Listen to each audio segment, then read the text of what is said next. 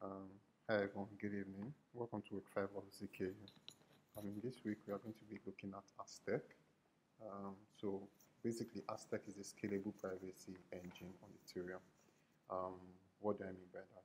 So Aztec came up with a way to create notes, call it the Aztec notes. Now this Aztec note represents value, certain values on the blockchain. And then with these notes, it can be used on the blockchain. But the thing about this note is that it is private. So we use proofs, different types of proofs, to validate the notes. So you use range proofs to know whether the notes are within a certain range.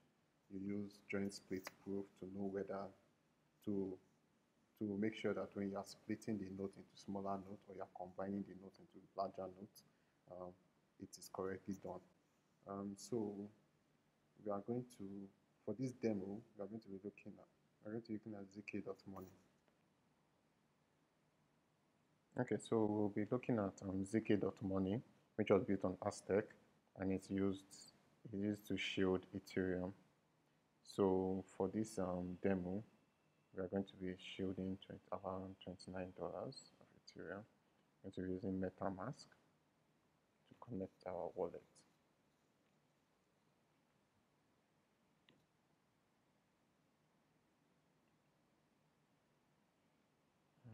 Just pick the random. So now it's going to generate the registration proof and then them to sign a bunch of transactions. And while that is going on, let me just quickly go through what Aztec is. So basically, Aztec creates programming money, but it doesn't just do that. It creates programming money around privacy. So it allows you to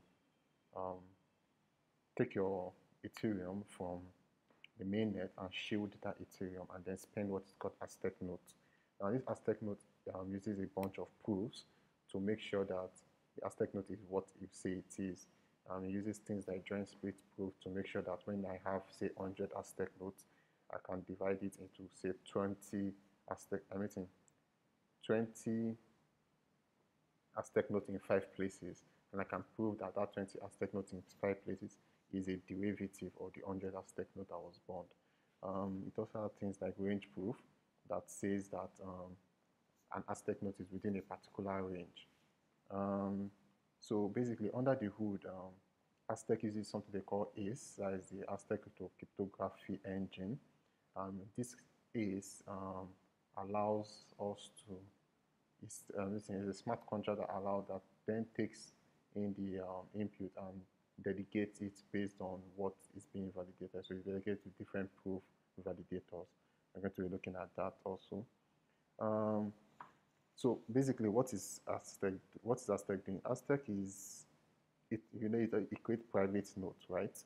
So now it uses a UTXO model, so it's similar to Bitcoin, and that model allows us to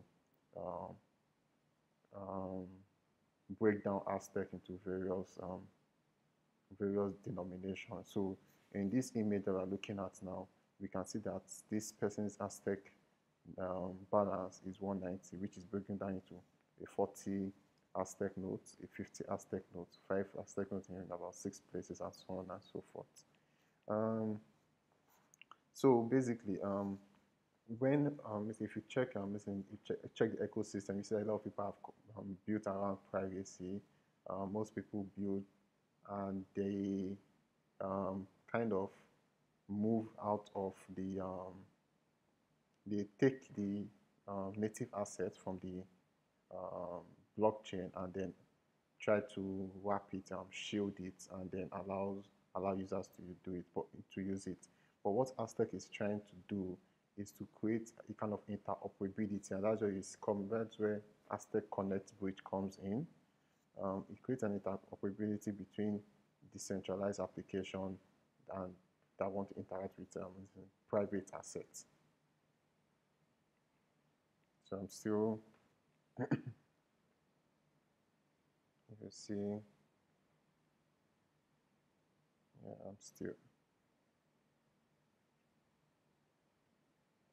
I'm still trying to create the account.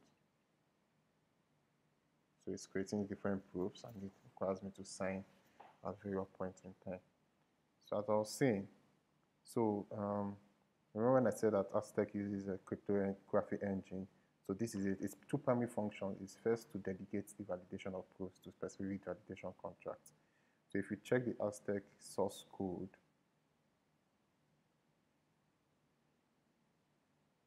you will see in the contracts, yes. So this is the Aztec cryptography engine.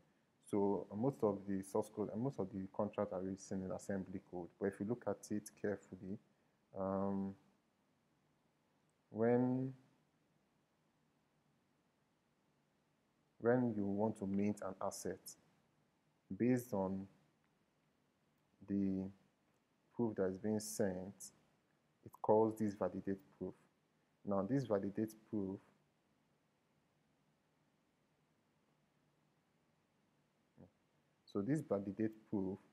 now uses a certain function to get the validator address. Now this validator address is one of these validators that have been deployed, one of these validator contracts. So this is what determines which validator contract will validate this proof.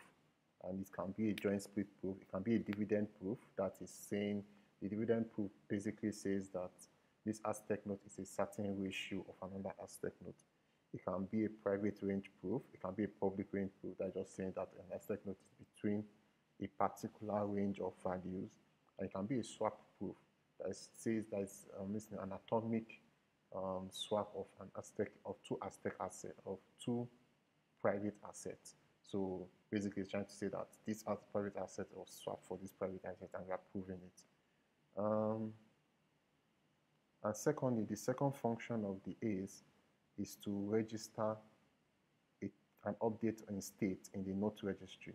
So basically when you prove, it also registers it in the node registry. So basically these are the proofs, and these are the building blocks that enables privacy on Aztec. So if you think about it, Aztec has created nodes, which is basically value, but it doesn't allow people to know the value of it. So basically it needs proof to say that, okay, yes, this node can be exchanged for this node. We can prove it. This node is a derivative of this node. We can prove it, and so on and so forth. We have different type of proofs. We have bond proof, mint proof, private range, and so on and so forth. Let's go back to our. Okay, so I think it will take a few minutes, so we can just continue the demo so that we don't. So it's kind of asynchronous.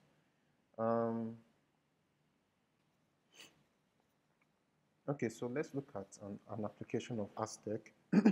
So Aztec created a loan application that utilizes the Aztec network, and it's doing some certain things. So it's going to allow a borrower to create a loan request with a confidential loan notional.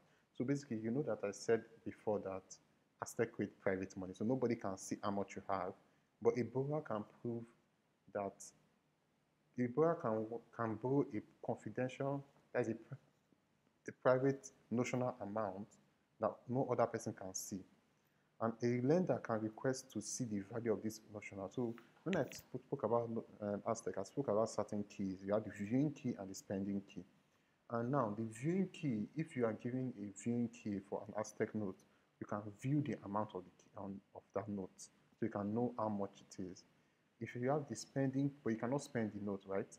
But if you have the spending key, then you can spend the Aztec note. So a lender can request access to see the value by requesting for a viewing key. And then a lender can settle the loan request by transferring the notional to the borrower. So now, there are certain proofs that have to be done in these scenarios for the value to be created. Like now in this place, we'll probably do a swap proof for number 3. We'll probably do a dividend proof for number 4, so that we can know that that interest, like a particular ratio of that money, we can prove that it's being paid. To withdraw the interest, we will probably do, we'll probably use the spending key. So it spoke about how to create a mint proof, how to construct the mint proof, then the settlement of the zk assets, so on and so forth, and then creating the proof also, and then approving is to spend tokens. So basically, a key thing that you also have to think about when doing any private transaction on the blockchain, we also have to recognize the fact that we need relayers. We need to relay the transactions, because if we don't relay the transactions, then the whole private scenario is kind of faulty from the start. And then to settle the loan, we'll probably do a swap proof, and that's a bilateral swap. So we are swapping the zk asset, which is the loan asset, with the zk asset, which is the ERC20 token, that is the main asset. So let's go back and check. So we've successfully shielded this asset. So we successfully register the account, and now we can now shield it.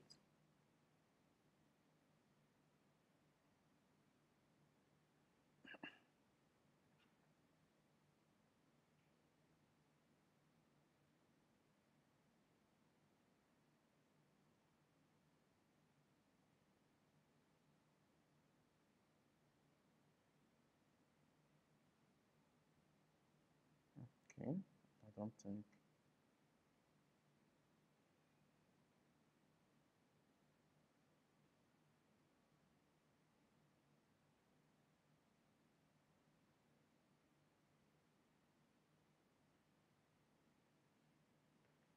Okay, so while that is going on, let me just quickly go through the Aztec Cryptography engine. So basically, Aztec Cryptography engine uses a lot of assembly code. If you check the get validator address, based on the proof, it checks certain things. So first of all, get the validator address slot, then adds some values to the slot, and then based on what it's adding, the validator address is going to be equals to the addition of the proof on the validator slot. So once the validator address is gotten, then the proof is going to be validated by sending that proof to the validator. So let's look at one of the validators. Let's look at a public range validator.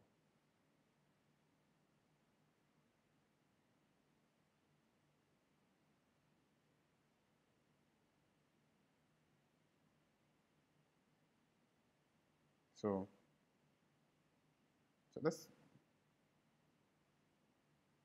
we can see now. So this is a shielded asset. Now this balance of 0.01 zk8 is similar to what I sent, right? I sent 0.018. I got 0.01 zk8. Now this zk8, nobody can see it, like the value I have, except I give them a viewing key. If I don't give them a viewing key, they can't see it. So basically that is it. So now I can spend my zk8, I can transfer my zk8 without people knowing how much I'm transferring. So going back to this, looking at the public range, if you check the validation of the public range, is a lot of assembly code, but basically it's taking in basically what it's trying to do is to take in a value, right, which is what you are shielding, right? And we've created a proof that says that this value, say now that I've shielded 0.018, is within a certain amount between 0.1 and 0.001, right? And now I've given a proof that yes, my value is within this range. Of course, it will be a tighter range for proper use case. My value is within this range, and I've given a proof. Now, this validator, this public range contract is now going to validate that proof and say, correct, this note is within that value, and then everybody can trust that the note is within that value, even without having the viewing key. So they don't know the they don't know the value, but they know that it is within a certain range.